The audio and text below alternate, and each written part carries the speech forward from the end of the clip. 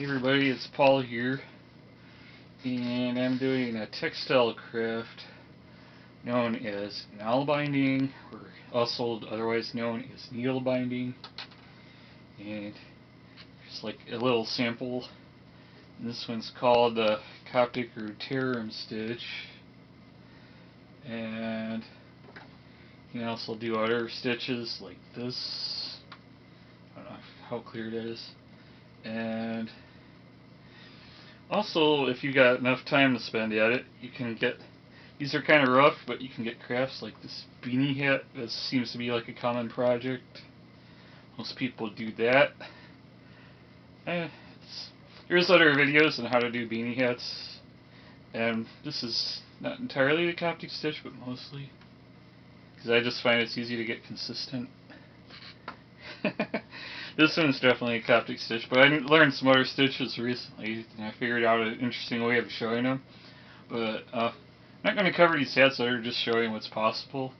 This is like a flat, I don't know if it's like an Norse style or it's an old style hat, but it's also the Coptic stitch, because starting out that was the easiest one to do, because all you do when you make this is there's like a crossing in one row. Well, it's probably hard to tell in the sample, but you look for where a crossing is in the previous row, and then you just loop through underneath the crossing. That's all you do with the Coptic stitch. And here's another crazy hat I made. And this started out, actually did the ribbon in red. It was narrow, and then I widened it at the ends as I went along. But I started out with a ribbon, and then I infilled it. I don't know how clear this is on the camera. I don't have the world's best setup for video, but I infilled it with the white, and it came up this spiral hat. I'm hoping this is well enough in focus. I got a fixed focus camera here. It's great for taking pictures, but for video it's not the best thing. What I'm going to cover is doing like a little pocket stitch, and a technique I use to get other Nalbinding stitches. So I'll cut the video and then I'll show you that. So, I'm going to show it's possible to do on a shoestring budget.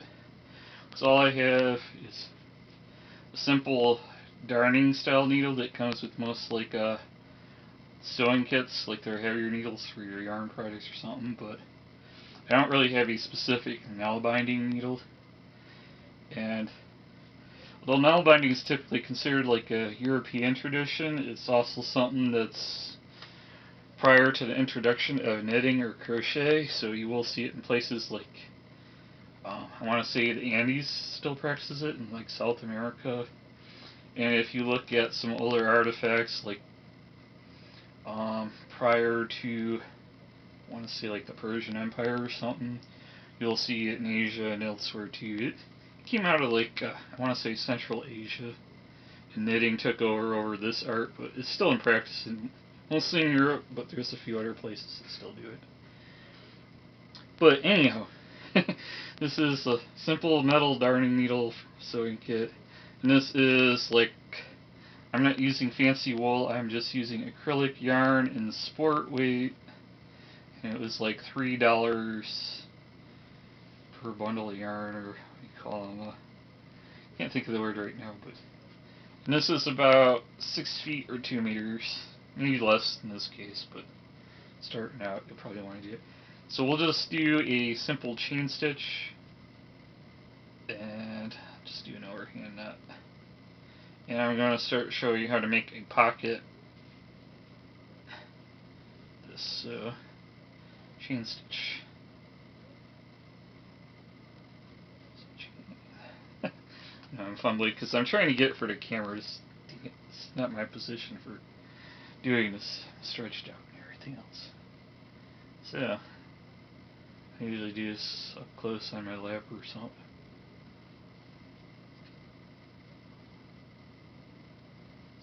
Just snap everything on.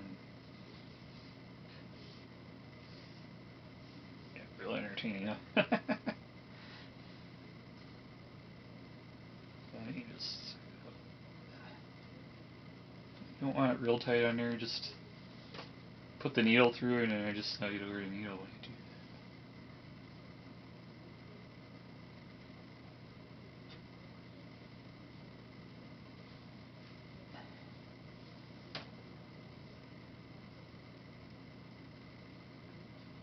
And I'll show you my unusual method for doing this. After I get a chain appreciable length, but chain stitch isn't anything that unusual. Well, mine's kind of sloppy. I'm doing it for the camera, so I'm probably going to mess up anyways. Tell you what, I'll cut this video and then we'll get a proper chain stitch on here. Okay, I have the chain stitch started here. I can't say it's the world's most consistent thing, but it's a good starting point for something like a pocket. You know, these have a tendency to twist, so you're going to have to stretch them out or work them some way to get them straight. But the chain here will be forming this edge here at the end of a pocket. So you want to form the end finger section of a mitten, like the flat wide part. Instead of doing the circular rosette, you can do a pocket instead. Or you can make like a small bag, or maybe the toe for a sock the same way. But you might want to round it more for a sock. But that might be easier for kind of flattened section than the usual rosette. But you start a pocket with a chain stitch. I'm not sure if this is the most consistent thing, but if you twist it around one way, eventually it will flatten up into a chain. Yeah, here we go. It has a tendency to curl this yarn. I don't know if it's the yarn or if it's this method of working, but once you get it a certain way, it will flatten out to a chain. But the chain leaves you with the edge, if you can get it flat, from which you can add loops. So I'm going to bring the chain around to this side. And my method of nail binding is weird because I'm going to do the stitch. I can't recall which stitch it is exactly, but instead of using a thumb, most people use thumbs. I do what I call a backwards method, and I use my index finger by tucking underneath. I haven't seen this demonstrated before, but I find it works easier for me than the thumb. So it's kind of weird, but it's how I roll. Alright, so you usually find like a loop from the chain on the edge. You go under this loop, then you go under the loop that's on the finger and bring it through. And then after that's brought through, you can just snug this loop up and put your finger back on it. I hold it up from underneath, coming through around like that. The loop automatically kind of goes around your finger if it's tucked underneath. And then I have a loop, and I can go under the edge, that loop, and that loop, and then just snug it up on the needle usually. Not tight, just so it's around there, but not like super tight, just and I bring it through. And then just kind of keep doing that. You bring the chain even. It's kind of hard because I'm doing it for the camera, or trying to at least. I think the camera can see this. And then edge like that. Even. And start forming a stitch. And like I said, I hold it like this, so when it tucks under, it just goes around the index finger. I know most traditionally people use their thumb, but I find looping it under the index works just as well. So that's why I call it backward style. For lack of a better description, you could probably call it index finger style. That might be your more suitable name for this. Doing it for the camera so it doesn't lay as I usually would sit with it. And what I'm going to do is cut away a bit, and I'll build onto this chain stitch here, and then you'll see that it develops something. Now, I don't have that video editing software, so bear with me. Just get it done and do another cut. Okay, so as I stitched into the edge, for you it didn't take long, but for me it was a while. Stitched into the edge to bring this out to like a ribbon kind of thing. And now it's more flat because I took the twist out of the chain stitch as I was building on the edge. But now I'm to the point where I'm coming to the end. In this case, instead of to go around the end and come around the other side of the chain, I am going to loop into this little end part just like a few times. I'm going to hit the same part of the end rather than look for a new edge just to bring it around, but it doesn't take too many stitches, so go same spot,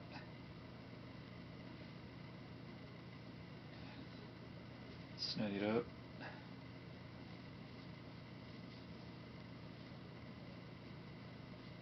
It's a tag from the overhand nut. Now I'm looking for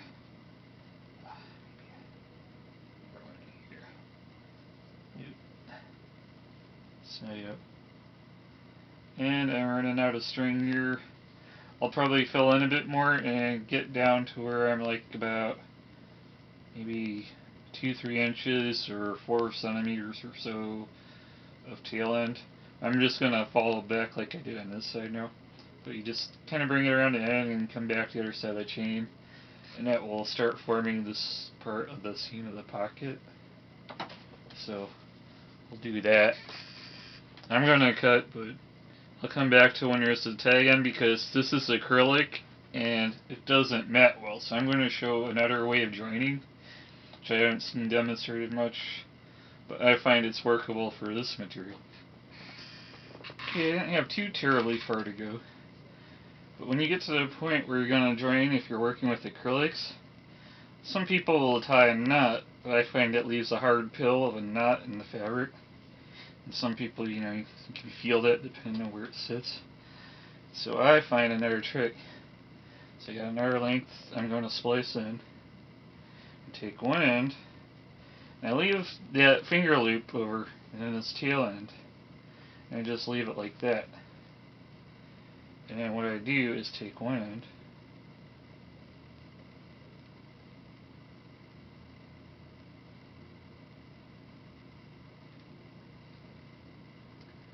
and then I kind of follow it through here.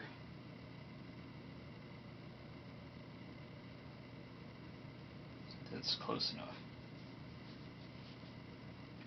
And then I leave another tail, maybe slightly longer than the tail from the original loop, just so like another tail. And I start working from the other end, so I'm going to put the needle on it. So now I got the needle on. And what I'm going to do is treat the original loop just like I did before, find the edge, come underneath. And as you can see, I got the backwards finger technique, index finger method. Maybe we'll call it that. For needle binding or nail binding. Through the edge, underneath, and then these tail ends you want to come underneath the needle and just hold them up, and that loop that goes around the needle. Oh, yes, yeah. But you want to bring the needle through that loop. These tail ends. Okay, in this case I don't have the needle on the loop, so I gotta pull that extra tail end I had, snug up the hole. So now it's snugged around the needle, and I bring the needle through the loop. And I gotta hold on to these tail ends, because what I'm doing is I'm tucking them into the stitch as I go along. So, and I find that works pretty well for acrylics, because you can't mat it in, and knotting, like I said, leaves a hard spot in the fabric. I mean, knotting is more secure, I guess, but in this case it works well. The thing to be aware of is the next row you do over where you did the join is going to be tight. But it will hold the join, and I still consider this to be a hand washable item because these little flag ends can pop out. try to keep them to the reverse, but sometimes they'll stick out the front if you machine wash or something. So whatever little flag end you get, you want to tuck out the back, but usually it will wrap into this. So leave a loop, come through here, like so, and bring these over to needle. Make sure that's snug, not super tight, but snug. Bring that through. Oh. Just kink in the acrylic does this sometimes, but it can pull out. Alright. Whoa, that might have broke your yarn. But acrylic's a little strong, but here's that next spot. I'm trying to do it at a funny angle just so you can see it in the camera. There. And make sure these tuck under the needle. Okay, it's recording. Alright. Hope it didn't cut off too soon on you. But I got a camera that's kind of old, but I don't have money for a new one. The thing is, it's made for shooting photos, not videos, so it only records 5 minutes at a time before the sensor gets too warm, so it just like cuts out the video at 5 minutes. So I don't know if I got all of that. But hopefully I got the start of the splice shown to you, and with the acrylic method, the tail ends get tucked under the new row of stitches. So all of this, the tail ends, are tucked under there and held snug by the new row of stitches. And that usually holds on firm enough that you aren't going anywhere. Somebody actively tries to pull it apart. Or again, maybe if you machine washed it enough times, it could start working loose. But if you hand wash it and any little flag ends like this stick out through the inside, it's like a half a centimeter or a little bit. That's not really going to hurt anything unless you're super ticklish or something, but I don't think it's an issue.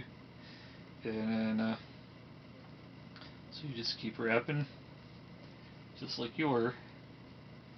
The very tail ends you'll tuck to the inside if there's anything sticking out. Sometimes it just holds in there cleanly.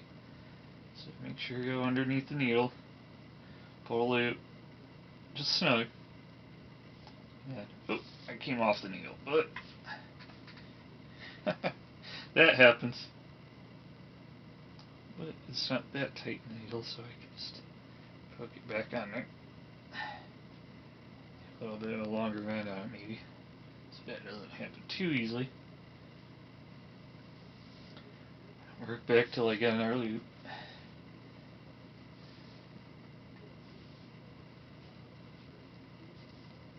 And finger, sure these go inside the loop, right? So I was tucking them under the needle. And around. But I'm going to finish this up and tuck it in, and it'll come around a bit. And I'll show some different stitches on here. You can mix and match stitches or keep them all the same for consistency. But this will be the start of the end of the thing. And usually you fold it back a little bit, so it'll start cupping. But once you work around one end, you don't need to add too many stitches coming around the next couple times, because we're going to form the pocket. And that's the start of it. It starts out like making a kind of ribbon, but eventually it will make a pocket. But I'll show you the next variations in the stitches I know offhand. But right now we're just looping once. One moment. I'll cut the video and add more.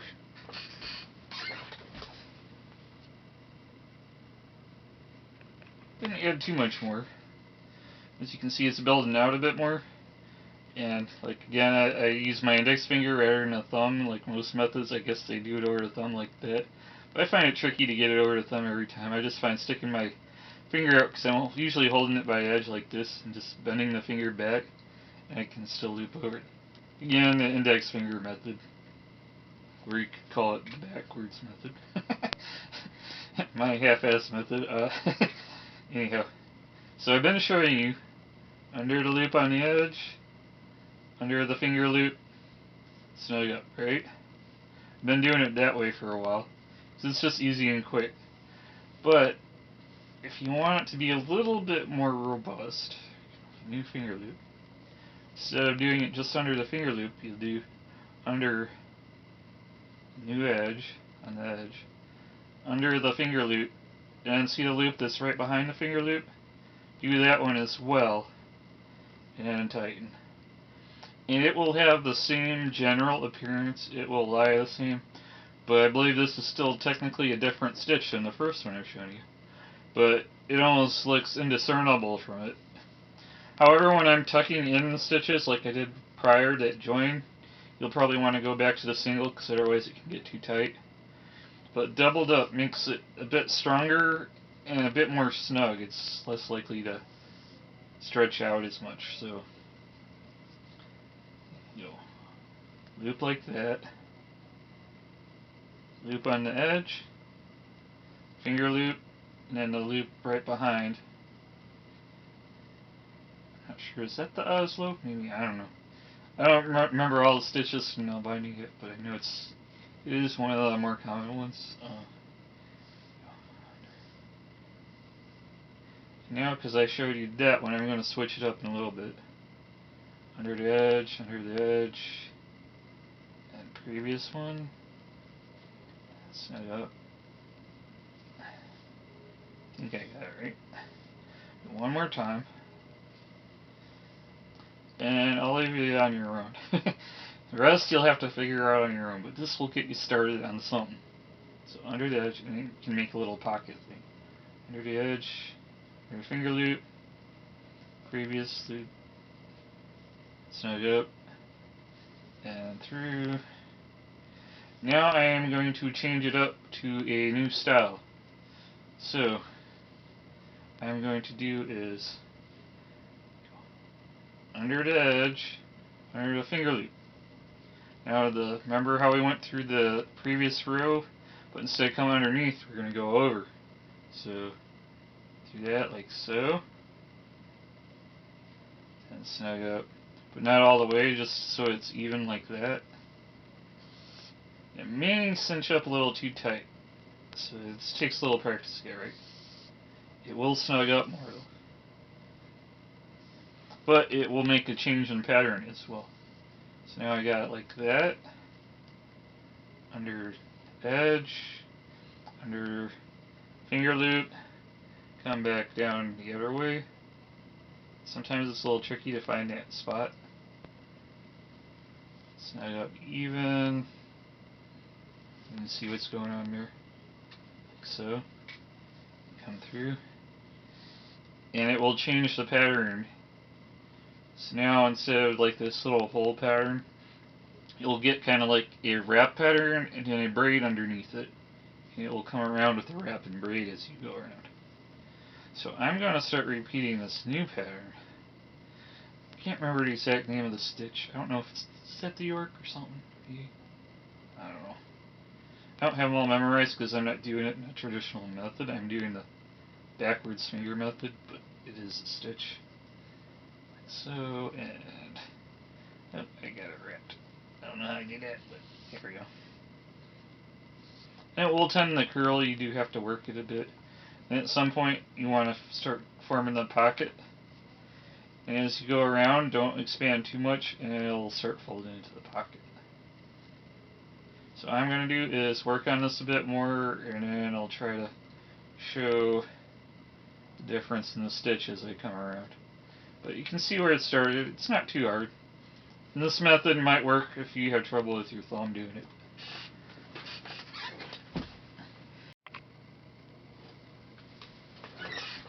Okay, so I added more onto it. And if you can see the edge there with the other technique, it started forming like this kind of little braided pattern. I didn't quite get around to build it, but you can see it's tight. Of course, it has a tendency, because the lay of this, it likes to curl up like a corn chip, for lack of a better description. So you're going to have to work it and twist out some of this or stretch it and try to get it to lay more flat. But the more you get it into the pocket, less this tendency is pronounced. I mean, it's still there, but if you roll it a bit and just work into it, the longer you get it, the less of a problem it is. Like once you get it into the size of a sock, or maybe even like up half the hand of a mitten, it won't be such a big deal. But you do have to work and roll it. But as you see, you start with a chain, you can start forming the pocket type stitch, and yeah, it's just a starter one, but you get the idea at least. And you should know at least 2 or 3 stitches and how to join a material that doesn't mat so well like acrylic. You just loop over it. And I also showed you how to do the index finger method, which I'm not sure if anyone else has done it that way, but I found I can get it to work instead of trying to thumb stitch. So hopefully that might be useful or interesting. And now you know. Alright.